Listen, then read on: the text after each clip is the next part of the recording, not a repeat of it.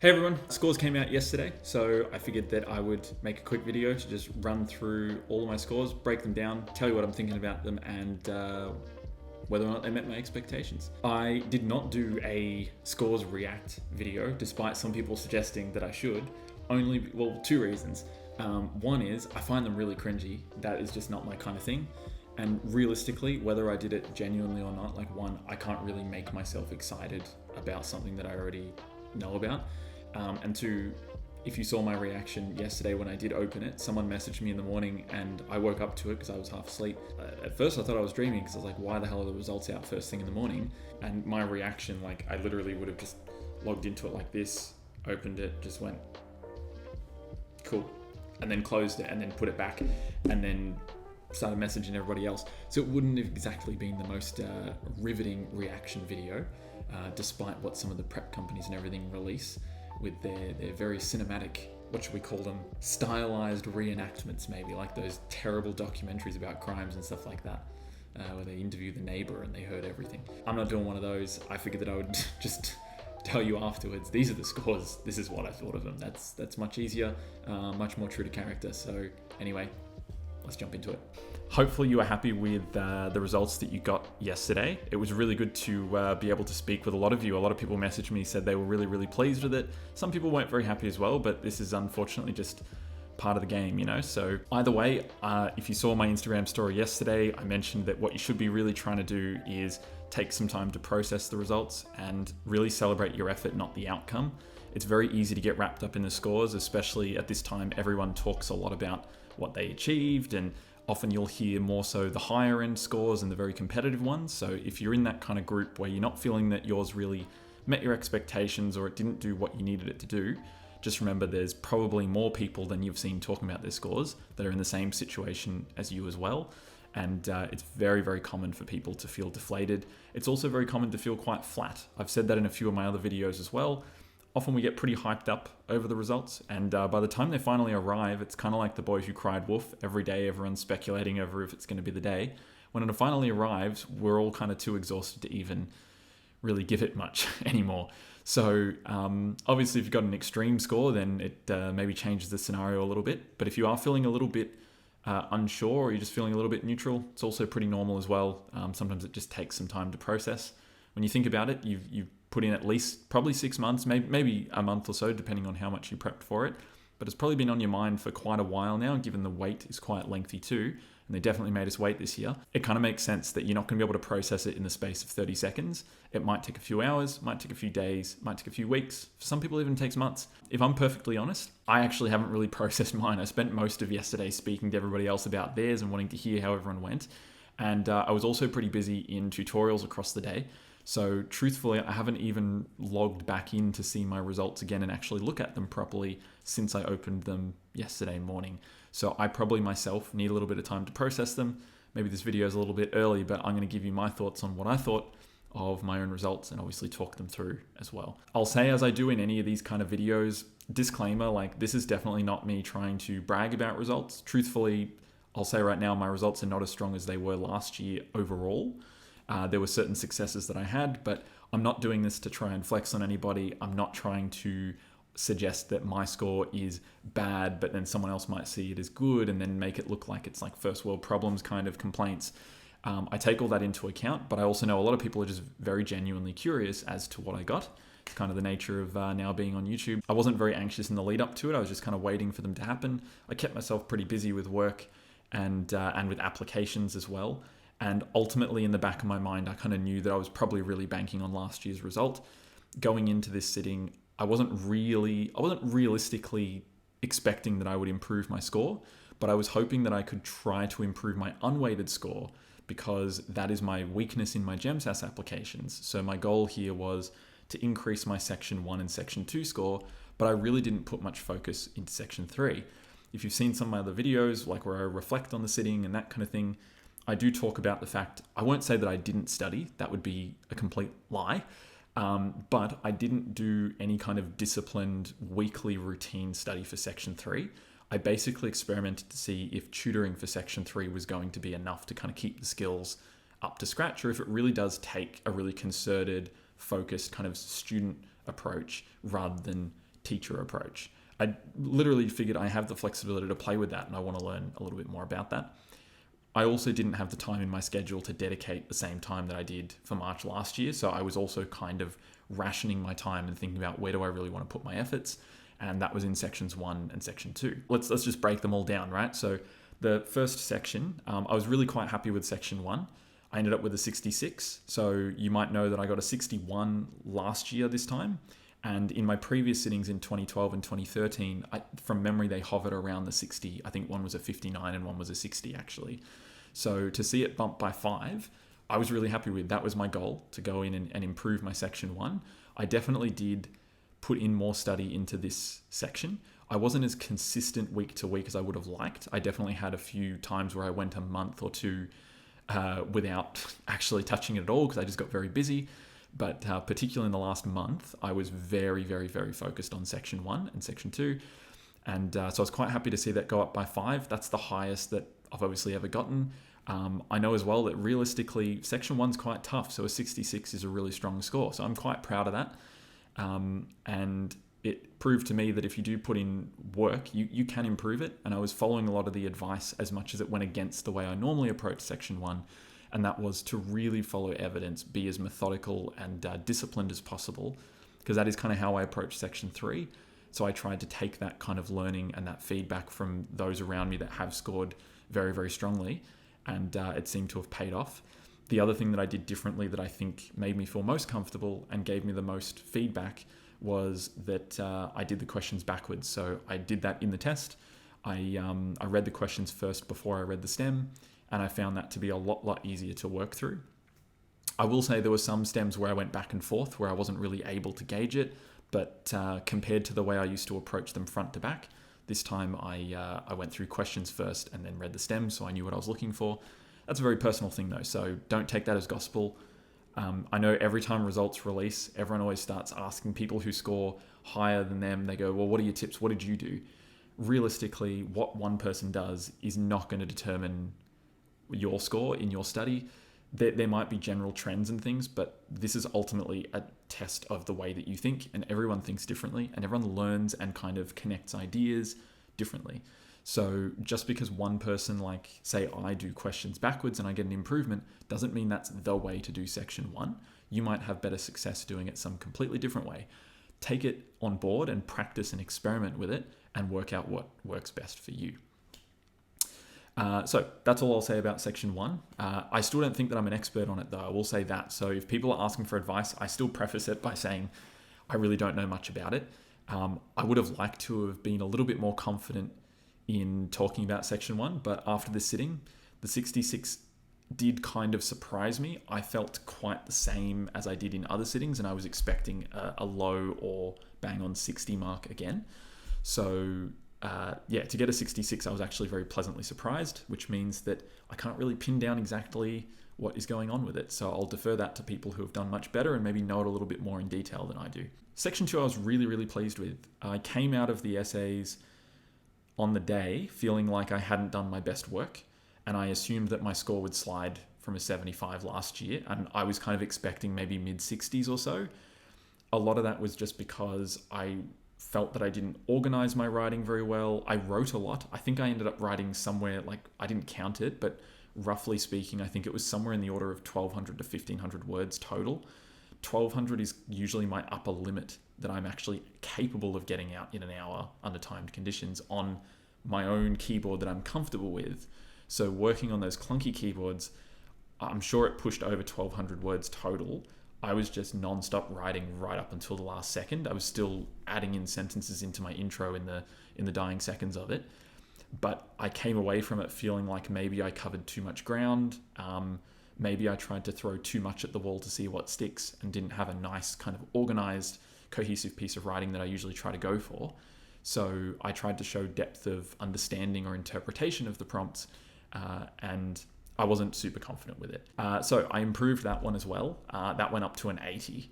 So I was very happy with that because truthfully, I didn't really think I was anywhere near capable of hitting an 80 with those essays.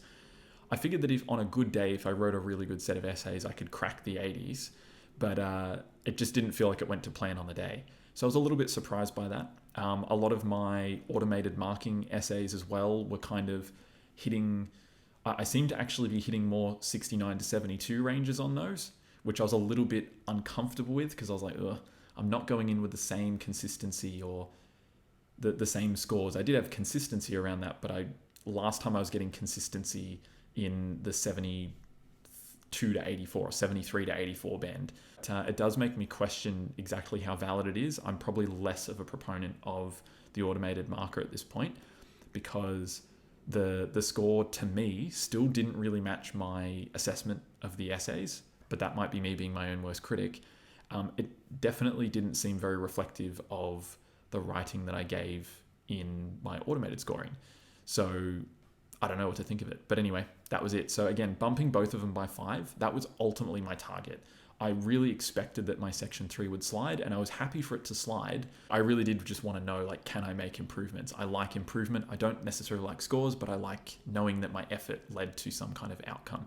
So that was really what was driving me there, and I wanted to know that I could kind of crack the section 1 in particular. But even just knowing that I can bang out a good essay on the fly was very validating as well. So anyway, those are the 2 scores there.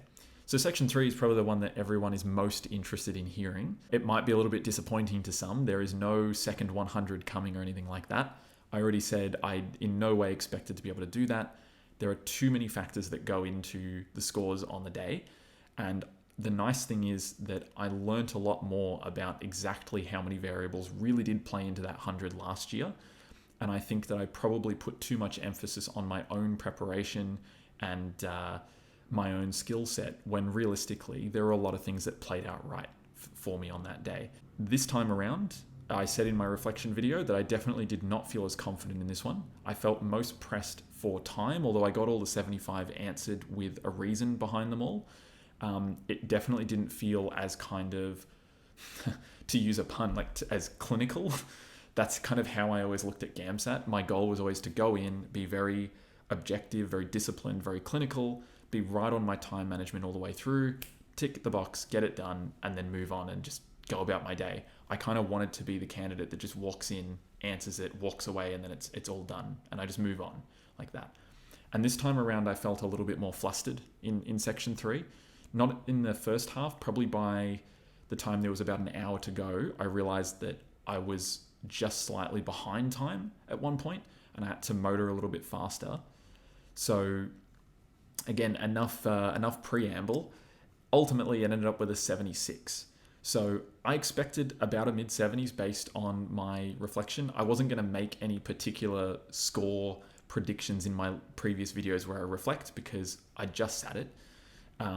And as well as that, I just figured no one really cares about me rambling on about, what score might I get? I figured I'll just wait until I see what the result is. But in my head, I kind of had a feeling mid-70s was where it was going to land. So it was kind of nice to know that my prediction was pretty accurate. I just knew that I wasn't as methodical and I had to take risks and that I didn't have to take last time.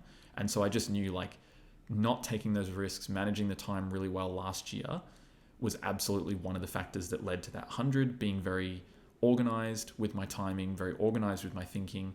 This time I just wasn't quite on the ball. I put a little bit of that down to the fact that I did not regiment my study in the same way. I also know mentally I was not going in with the same pressure on my shoulders. I wanted to see if that would improve, but I had a feeling that I'd maybe get a little bit too relaxed. Arguably, I may have even gotten a little bit too complacent with it. Maybe I got a little bit too comfortable with section 3. Walking in, I did feel like, man, I might have underestimated my ability here. These are some really tough ones, and I can't just walk into this assuming I'm going to answer all of them. And that did panic me a little bit, realizing okay, you're not set for every one of these 75. And it was a bit of it was just a bit of a self-check, which was kind of nice, to be kind of humbled right at the start of the exam and then, work through that and move on. Like I said, I like the kind of challenge of the whole exam, especially section 3. I like this idea that it's, to me, it's very similar to kind of like distance running where you have to work through all these little mental battles along the way. You doubt yourself and then you have to go, no, you push yourself back into it.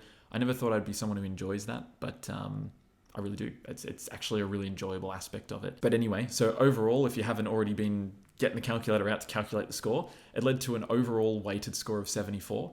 And coincidentally, the unweighted score is actually 74 as well. So my Overall score dropped from an 84 to a 74. And again, I'm totally fine with that. I will use the 84 from last year. And then my unweighted score, that one was a 78.7 last year. And this time it's dropped to a 74. So not as big of a drop as well. And that's obviously thanks more so to my improvements in section 1 and section 2. But yeah, I'm not that fussed. It's not as competitive either way for any of the schools than my score last year. So I will use last year's results in my applications. Obviously with Sydney, we don't know exactly how they calculate. I actually haven't done my kind of Sydney estimation. Let me just do that now. This is what I mean by not really having a chance to process things. So what was that? 66 plus 80 times that by 1.25, add on 76. And it's 258.5, bang on the cutoff. I believe everyone is saying that is the cutoff for Sydney applications last year for 2022 entry. So my score this year is bang on the cutoff, whereas last year's one was a 270. So I will use the 270 for Sydney. But you can put both of them in, by the way, right? You can just give them all your candidate numbers. I already submitted my Sydney application earlier this week, or maybe it was late last week. I actually can't remember anymore. It's been a bit of a blur. And they will just take all of them into consideration, and they will use the set of scores, the sitting, that works best in your favor according to their calculation. The 1.25 weighting is still speculated, but it does seem to match quite closely. If it's not how they do it, at least it's a very good gauge of competitiveness. It's probably the best we have at the moment. But they just say they rank everyone based on individual section scores and then create a combined rank. So that explains why, no matter which uni I apply to, I'm going to be using last year's one. Flinders I'll be applying to later in the month as well when it opens, and they just use the weighted GAMSAT. So of course I'm going to use an 84 and not a 74. Anyway, that's pretty much my scores. Like I said, I'm genuinely at the moment, I'm not too fussed. To be honest, I really didn't invest myself too much in this particular score, which is maybe helping with my processing of it. But I don't really think I have any concerns about it because one, I've got the fallback of last year's result. I also feel that I mostly met my targets. The only target I didn't meet was improving my unweighted score, but realistically that was already a hell of a challenge. I was much, much more interested in hearing how everyone else went, and it was actually a really enjoyable results day to be able to spend the day going back and forth between people in messages and emails and hearing how everybody else went and hearing some of the great results that people got. It always sucks to hear that, from people that have been working really hard and they've just not been able to get a score that reflects that work. But as I said at the start, this is kind of part of the game. What you choose to do next is really up to you. I'm not someone to try and tell people, oh, just keep going and go again.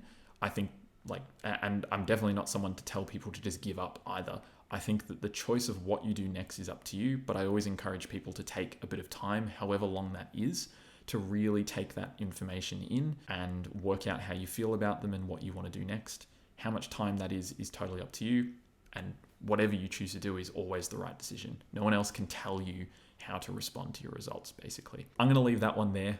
Take some time out, process it, and my final message is going to be, do not pay for anything right now.